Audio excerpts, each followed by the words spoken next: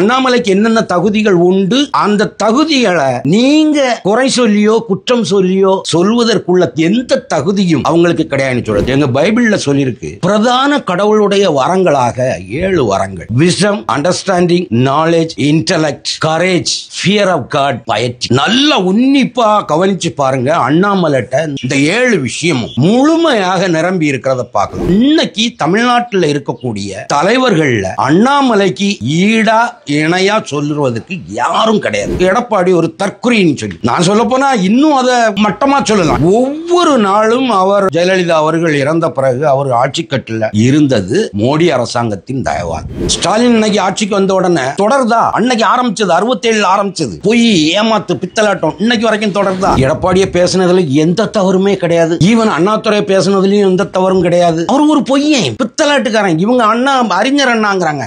அறிஞர் அண்ணா கிடையாது, குறைஞர் அண்ணா. மூத்த தலைவர்கள் எல்லாரும் அண்ணாமலையை தலை மேல தூக்கி வச்சு கொண்டாடணும். உண்மையிலே அவங்களாக பேசுறாங்களா இல்ல அவங்களுக்கு பின்னாடி ஏதோ இன்னும் 1-2 பெரிய தலைவர்கள் ஒளிஞ்சு இருந்துட்டு இந்த அம்மாவை தூண்டி விட்டு பேச வைக்கிறாங்களா சந்தேகமும் எனக்கு உண்டு. உனக்கு ஏன் இந்த வேலை? நீ ஒரு கிறிஸ்தவனா இருந்துட்டு இப்படி எல்லாம் பண்றிய, அவன் நமக்கு என்னத்தை செய்தா அப்படின்னு ரொம்ப மட்டமா எல்லாம் பேசுவாங்க. மேடம், நீங்க அண்ணாமலைக்கு எதிராக செயல்படுறது தவறு. அவர் வெறும் அரசியல்வாதி மட்டும் இல்ல மேடம், அவர் ஒரு பெரிய ஆன்மீகவாதியும் கூட. அவர் ஒரு அவதார புருஷன். இந்த திராவிட மக்கள்கிட்ட இருந்து, திராவிட கொள்ளக்காரர்களிடமிருந்து, இந்த திராவிட கொலைகார பயல்களிடமிருந்து தமிழ் மக்களை மீட்டெடுக்கணும்னா அவர் ஒருவரால மட்டும்தான் முடியும். அந்த அம்மா மீடியாக்கள் மத்தியிலயோ அல்லது பொதுவாகவோ நான் தவறுதலா பேசிட்டேன் நீ ஒரு வருத்தம் கூட தெரியப்படுத்தல, இன்னைக்கு வரைக்கும் தெரியப்படுத்தல.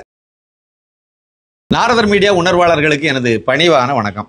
ரொம்ப நாளைக்கு பிறகு உங்களை எல்லாம் நான் சந்திக்கிறேன். அதை விட லெஸ்லி ஐயாவோட இன்னைக்கு நம்ம சந்திக்க போறோம். லெஸ்லி ஐயாவை ரொம்ப நாளைக்கு பிறகு தான் இன்னைக்கு நம்ம சந்திக்கிறோம். ஒரு அருமையான ஒரு ரம்யமான இடத்துல உட்கார்ந்து இப்போ அவங்க கூட சந்திக்க போறோம். வாங்க அவங்க கிட்டே பேசுவோம். வணக்கம் ஐயா. வணக்கம். வணக்கம் சின்னப்ப கணேசன். என்ன சின்னப்ப கணேசன், ரொம்ப நாளா அவங்கள சேனல்கள்ல எதையும் பார்க்க முடியல. சேனல்ல உள்ள கமெண்ட்ஸ்ல எல்லாம் கணேசன் சார் எங்கன்னா எல்லாரும் தேட ஆரம்பிச்சிட்டாங்க. தாமரை டிவிலையும் சரி, TN24லயும் சரி, சேனல் 5லயும் சரி, எல்லா இடத்துலையும் உங்களை ரொம்ப ஆவலோட எதிர்பார்த்துக்கிட்டு இருக்காங்க. என்ன ஆச்சு உங்களுக்கு சொல்லுங்க முதல்ல. இல்லைங்க, ஒண்ணுமே ஆகல. அதாவது ஒரு நல்ல சந்தோஷமான செய்தி. அது என்ன அப்படின்னாக்கி, நான் ஒரு 19 வருஷமா 19 வருஷத்துக்கு மேலேயே சினிமா துறையில தான் இயங்கிட்டு இருக்கேன். அது உங்களுக்கு எல்லாம் பல தடவை நம்ம சொல்லியிருப்போம். அந்த துறையில போய் நம்ம நிறைய விஷயங்களை பேசணுங்கிறதா நம்முடைய இலக்கு. அதை நோக்கி தான் நான் என்னுடைய பயணத்தை அமைச்சுக்கிட்டேன். அதில் நிறைய ப்ளஸ் மைனஸ் எல்லாம் நிறைய உண்டு, நிறைய இழப்புகள் நிறைய உண்டு. இப்போ அதில் அடுத்த கட்டம் போகக்கூடிய மாதிரி ஒரு சூழ்நிலை அமைஞ்சிருக்கு. அது சம்பந்தப்பட்ட வேலைகளில் நான் முழு மூச்சாக நான் ஈடுபட்டிருக்கேன். அதனால தான் ஒரு தற்காலிக ஒரு இடைவெளி, ஒரு இடைவேளை. ஓகே, அவ்வளோதான், வேற ஒன்றும் இதில் இல்லை.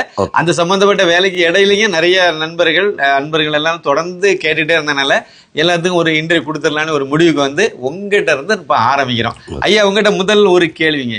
சமீபத்தில் கடந்த சில நாட்களாக மிகப்பெரிய அளவில் எனக்கு என்னையும் சேர்த்து ரொம்ப வருத்தப்பட வச்ச ஒரு விஷயம் என்ன அப்படின்னா, ஒரு படித்த ஒரு மாமனிதர் திரு அண்ணாமலை IPS.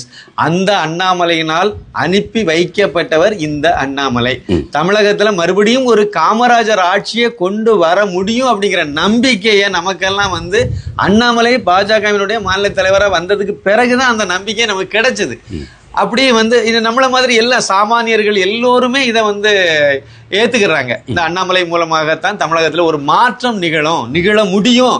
அதுக்கு ஒரு தகுதியான ஆள், அவர் ஒரே ஒரு ஆள் மட்டும்தான் நமக்கு கிடைச்சிருக்காரு, ஒரு பொக்கிஷம்.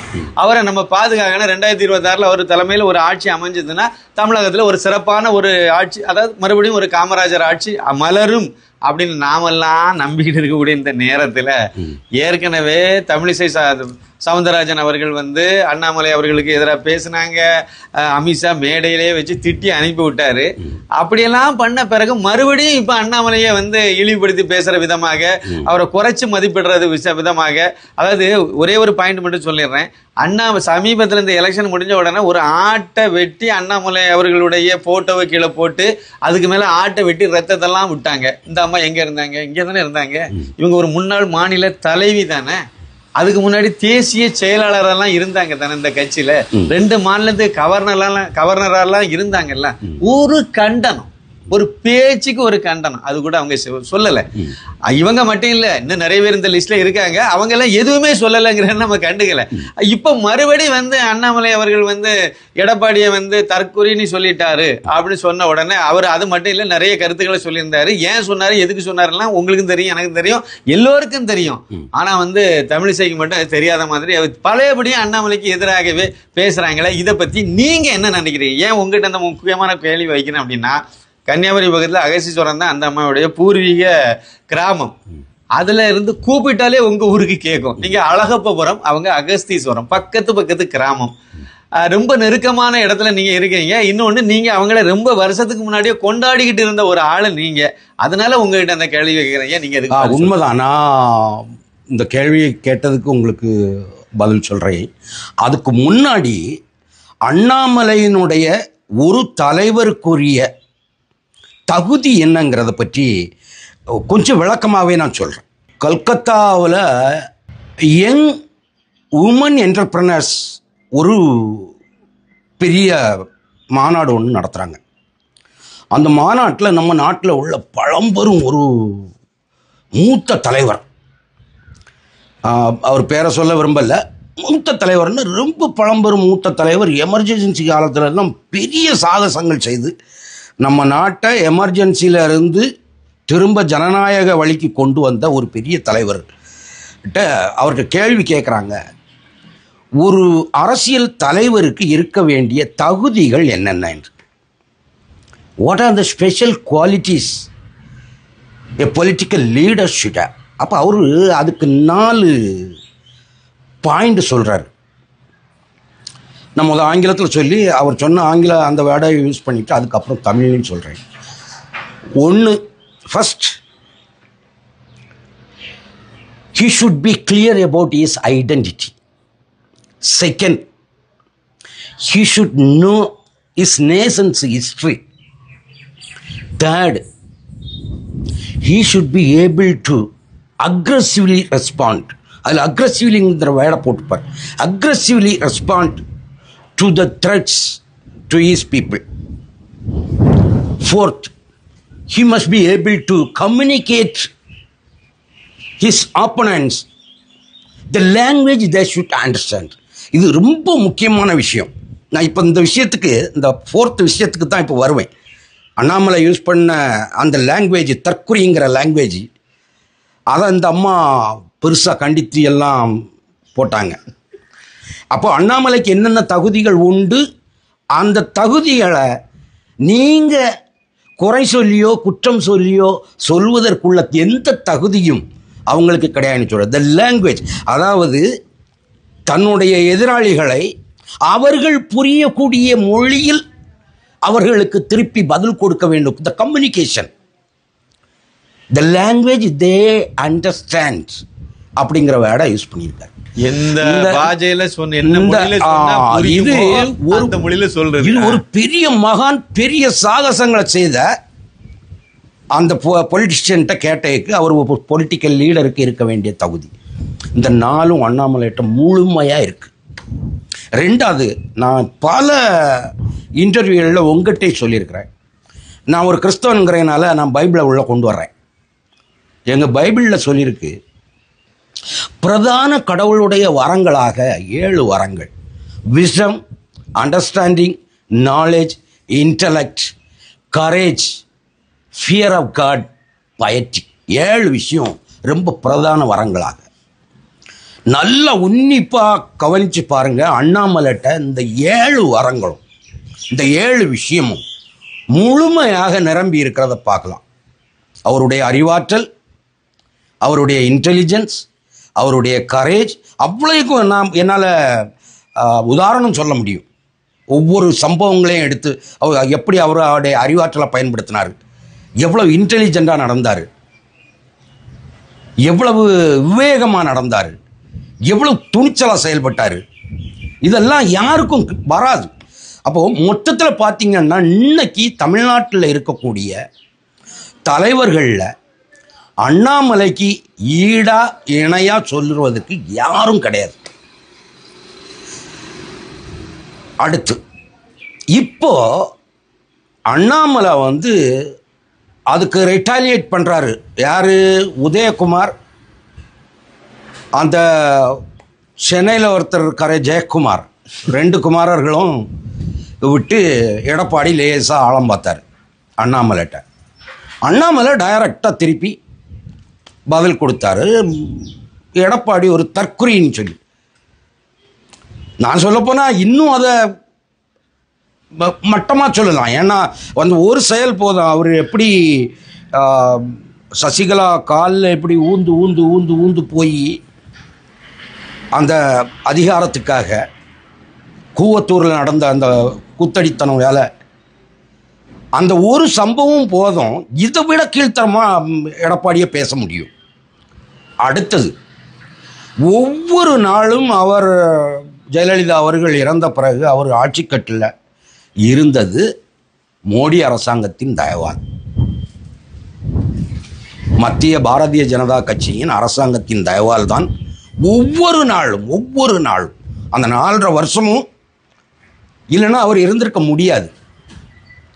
அதை பார்க்கும்போது முழுக்க முழுக்க ஒரு நன்றி கட்ட நாய்க்கு சமம்.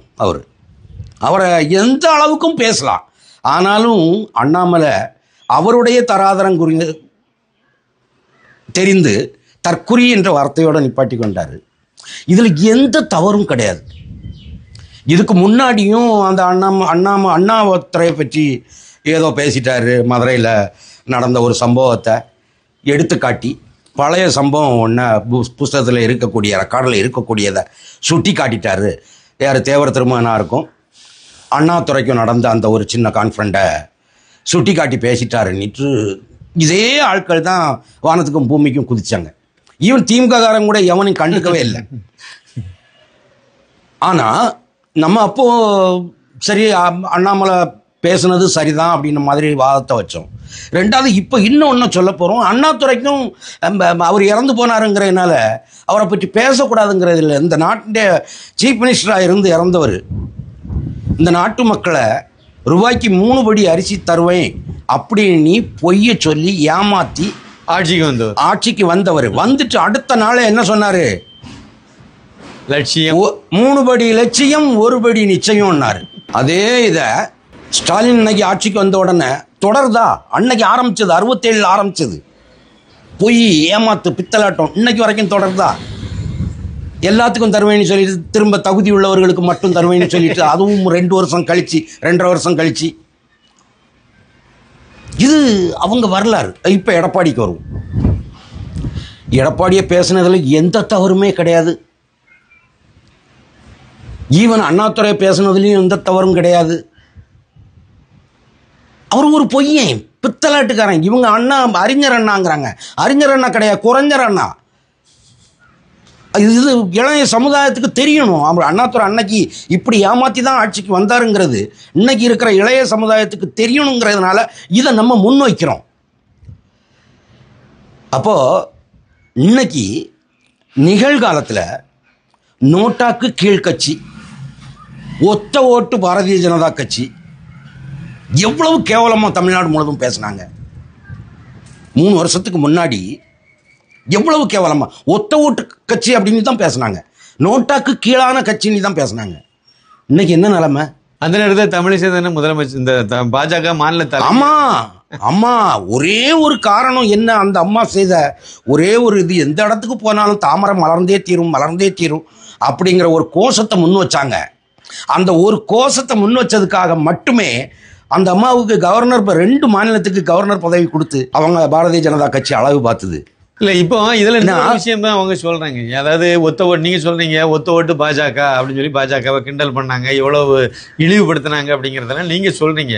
ஆனால் அந்த கட்சியை வந்து 11, அதைத்தான் சொல்கிறேன், 11%, கிட்டத்தட்ட 12%க்கு இன்னைக்கு கீழே கடந்த தரையில் கடந்த 2%, 1.5%ல இருந்த பாரதிய ஜனதா கட்சியை இந்த அளவுக்கு உயர்த்தி கொண்டு வந்திருக்கிற அந்த மாமனிதனை அவன் எல்லாரும் சேர்ந்து 2ஆம் கட்ட தலைவர்கள், அந்த அம்மாவாக இருக்கட்டும் அல்லது வானதி அம்மாவாக இருக்கட்டும், எந்த அம்மாவாக இருக்கட்டும், இல்லை அதுக்கு அடுத்த 2ஆம் கட்ட இல்லை, முதல் நிலை தலைவர்களே, மூத்த தலைவர்கள் எல்லாரும் அண்ணாமலையை தலை மேலே தூக்கி வச்சு கொண்டாடணும். உண்மையிலே இன்னைக்கு தமிழ்நாட்டில் 234 தொகுதியிலையும் பாரதிய ஜனதா கட்சிக்கு தலைவர்களிடத்தில் உருவாகியிருக்காங்க.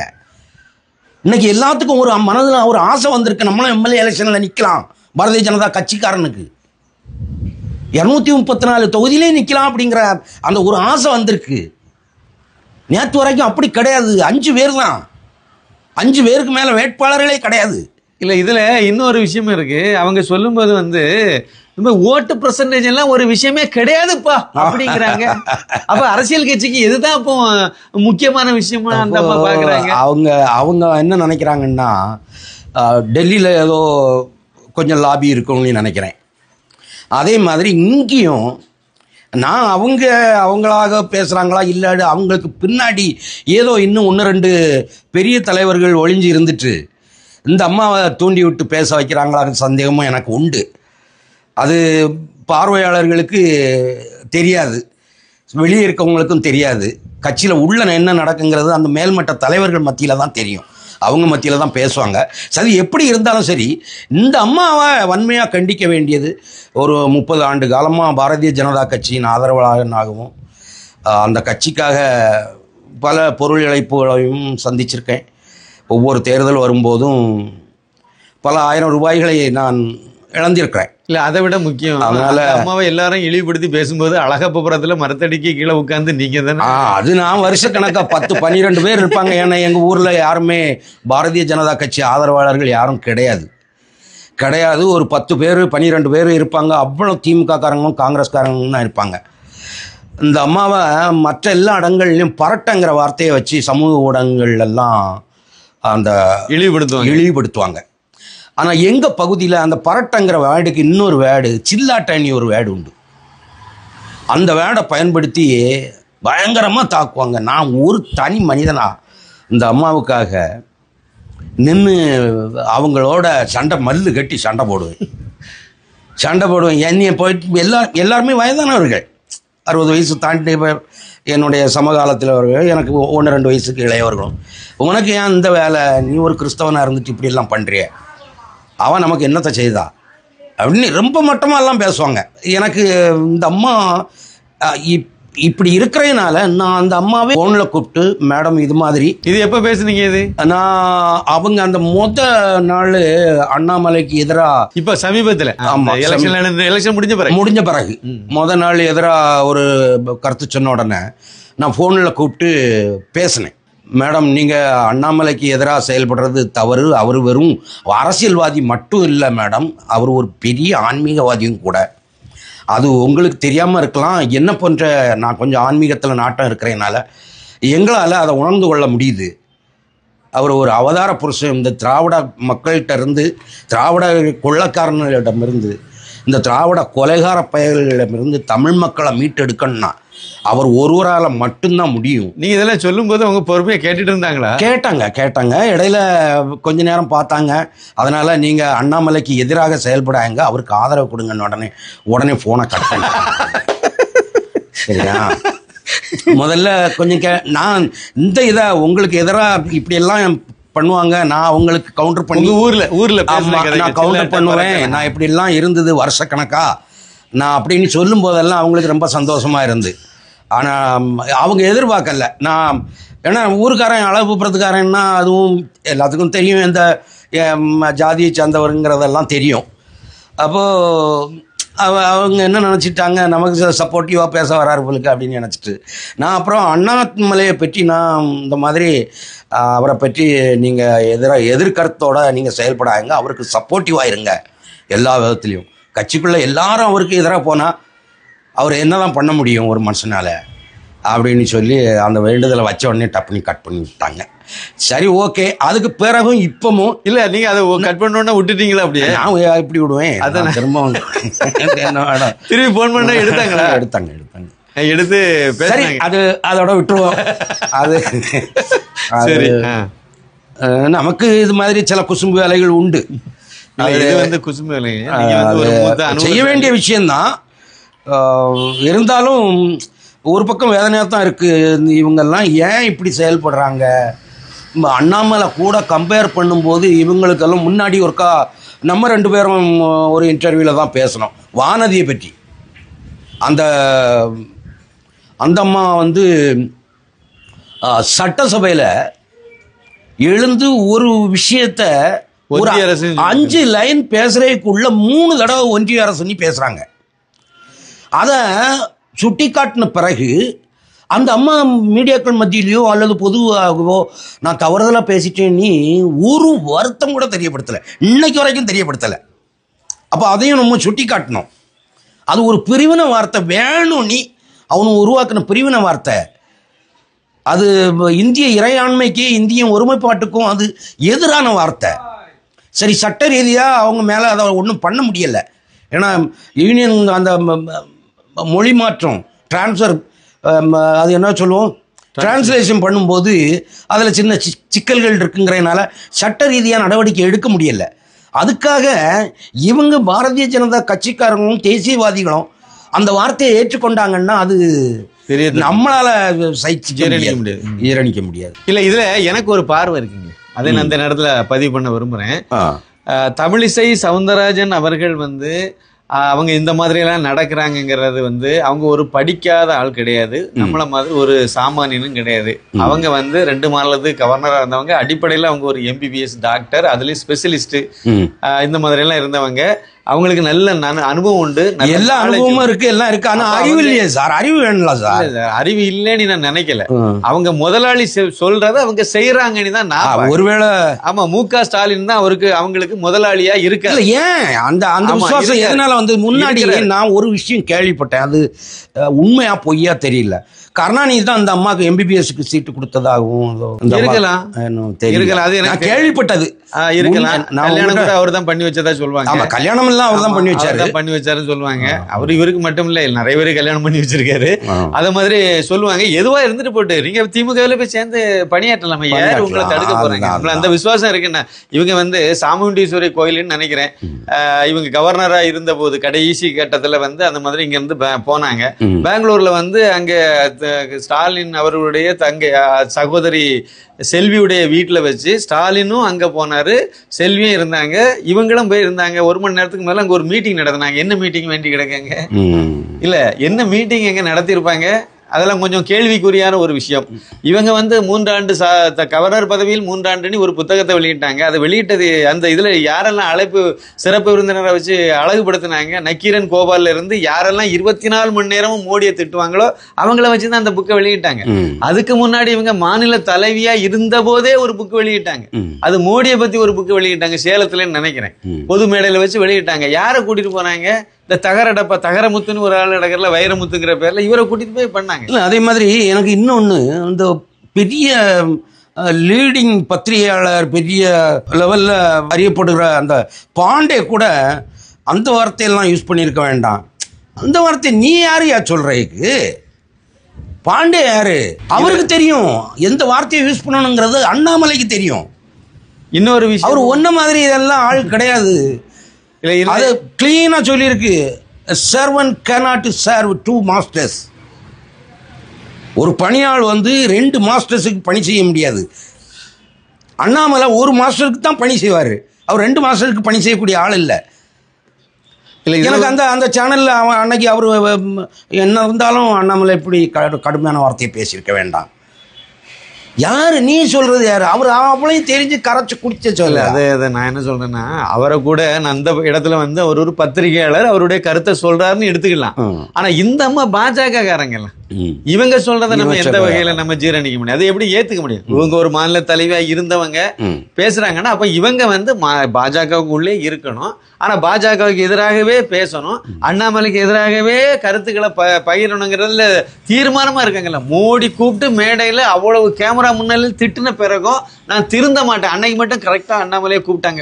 2வது இந்த கூட்டைகளுக்கு அந்த இதுகளுக்கு ஒரு விஷயம் புரியணும். அவன் எதிராளி என்ன லாங்குவேஜ்ல பேசுறானோ அந்த லாங்குவேஜ்ல பதில் கொடுத்தா தான் அவனுக்கு புரியும். அது உண்மைதான். அது என்ன இல்லைன்னா அவனுக்கு புரியாது. அதெல்லாம் ஆமா, அது அந்த லாங்குவேஜ்ல சொன்னதான் சரியா இருக்கு. அதைத்தான் அந்த நான் சொன்னோம் இல்லையா, அந்த ஒரு பெரிய லீடர் வந்து சொன்னது. ஆமா, த லாங்குவேஜ் தே அண்டர்ஸ்டாண்ட். அவங்களுக்கு எந்த லாங்குவேஜ் புரியுமோ அந்த லாங்குவேஜ்ல உன்னுடைய கம்யூனிகேஷன் இருக்கணும். இல்லைன்னா அது பொலிட்டிக்கல் லீடர் கிடையாது. ரிட்டாலியேஷன் அப்படி இருக்கணும். அக்ரெசிவ்லி ரெஸ்பாண்ட் அப்படின்னு வருது.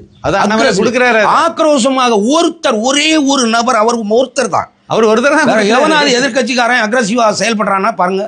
இல்ல அப்படியே எடப்பாடி பழனிசாமி அதை பண்ணியிருந்தாருன்னா அந்த இடத்துக்கு எடப்பாடி பழனிசாமி பண்ணியிருந்தாருன்னா அவரு அண்ணாமலை தலையெடுத்திருக்க முடியாது, வந்திருக்க முடியாது அந்த இடத்த. அவர் ஏன்னா ஜெயலலிதா இருந்தாங்களே, எம்ஜிஆருக்கு பிறகு எம்ஜிஆர் இருந்தாரு, எம்ஜிஆர் கருணாநிதிக்கு எதிராக பண்ணாரு. அதே தான் அவருக்கு மரணத்துக்கு பிறகு ஜெயலலிதா எடுத்தாங்களே, எடுத்து வந்து நின்னாங்களே. ஏன் எடப்பாடி பழனிசாமி அதுமே பிடிக்க வேண்டியது? இது பங்காளிகள்ல சொல்லிட்டு நடந்தாரு. இப்போ சீமான் இருக்கான், அந்த ஆளு வந்து அக்ரெசிவா தான் செயல்படுறான், இல்லைன்னு சொல்ல முடியாது. அந்த அக்ரெசிவ்னஸுக்கு மக்கள் ரெஸ்பாண்ட் பண்றாங்க. இவ்வளவுக்கும் அவன் ஒரு கிட்டத்தட்ட பிரிவினை மாதிரி இந்திய ஒருமைப்பாட்டுக்கும் இந்த இறையாண்மைக்கும் எதிராக தன்னுடைய ஐடென்டிட்டி முதல்ல அவனுக்கு கரெக்ட் இல்லை. அந்த ஐடென்டிட்டி இஸ் ஃபர்ஸ்ட். செகண்ட், இந்த வரலாற்றை பற்றி, இந்திய நாட்டின் வரலாற்றை பற்றி அவனுக்கு தெரியல. ஒரு விஷயம் மட்டும் கரெக்டாக பண்ணுறான், மக்களுக்கு ஏற்படுற துன்பங்களுக்கு எதிராக அக்ரெசிவாக அவன் ரெஸ்பாண்ட் பண்ணுறான். அந்த ஒரு விஷயத்துக்காக இளைஞர்கள் விளையாட அங்கே போகிறாங்க. இவ்வளவும் இருக்கும்போது இந்த அம்மா எல்லாம் வந்து இப்படி பிடிச்சி காலை பிடிச்சி கீழே அவங்க முதலாளி சொல்றதை செய்யறாங்க. நான் அப்படிதான் அதை எடுத்துக்கிட்டேன், நான் அப்படிதான் புரிஞ்சுக்கிட்டேன். இவங்க ஒன்றும் தெரியாம எல்லாம் சொல்லல. நமக்கு இப்போ முட்டாள்தனம் சாமானியனாக இப்போ நாமெல்லாம் வந்து பெரிய அரசியலில் மேல்மட்ட ஆட்க கூட பழகினி எல்லாம் சொல்ல முடியாது. சாமானிய ஒரு கடைநிலை ஊழியனாக இருந்து ரிட்டையர்ட் ஆகியிருக்கேன். நான் கம்யூனிகேஷன் டிபார்ட்மெண்ட்டில் இருந்ததுனால கொஞ்சம் தகவல்கள் கொஞ்சம் கூடுதல் தெரியறதுக்கு வாய்ப்பு உண்டு. இன்னொரு முக்கியமான தகவலும் இருக்குது இந்த இடத்துல. அதாவது நம்ம வந்து ஒத்த ஓட்டுன்னு சொன்ன காலத்துலையும் இவங்க தான் மாநில தலைவியாக இருந்தாங்க. அதுவும் நோட்டாவுக்கு கீழேன்னு சொல்லி இழிவுபடுத்தி பேசின காலத்துலையும் இவங்க தான் மாநில தலைவியாக இருந்தாங்க. இப்போ வந்து 11.5% மேலே கிட்டத்தட்ட 12% ஓட்டு பாஜக வாங்கியிருக்கு. அது மிகப்பெரிய அச்சீவ்மெண்ட் இது. ஆனால் இதில் இன்னொரு முக்கியமான விஷயம் இருக்கு.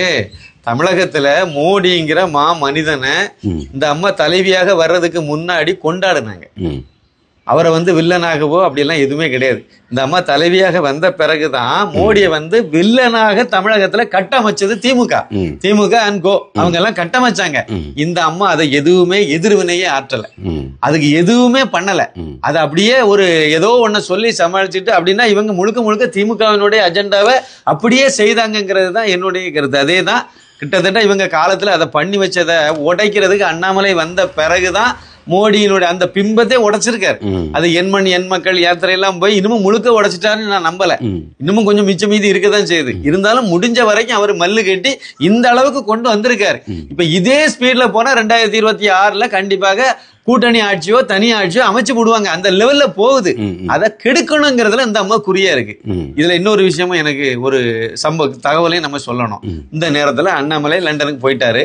3 மாசம் அவர் அங்கதான் இருப்பாரு உறுதியாயிட்டு. அவர் அங்க இருந்து வீடியோ போடுவாரு, அதெல்லாம் பண்ணுவாரு, அரசியல் பண்ணுவார், கோஆர்டினேட் பண்ணுவாரு, எல்லாம் பண்ணுவாரு.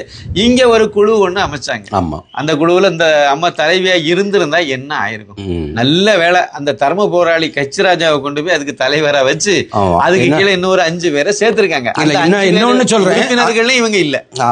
சொல்றேன், இதுல ரொம்ப சந்தோஷத்துக்குரிய விஷயம் என்னன்னா, தாமரை டிவிலையும் கிட்டத்தட்ட 3-4 இன்டர்வியூ கொடுத்துருக்கோம். நான் அந்த இன்டர்வியூலெல்லாம் அண்ணாமலையை கொஞ்சம் ரொம்ப ரைஸ் பண்ணி புகழ்ந்து பேசாமல் இருக்க மாட்டேன். எல்லா இன்டர்வியூலையும் பேசியிருப்பேன். இதே மாதிரி அவர் இந்த கொள்ளையர்களிடமிருந்து மீட்க வந்த ஒரே தலைவர் அண்ணாமலை தான் அப்படிங்கிறதெல்லாம்.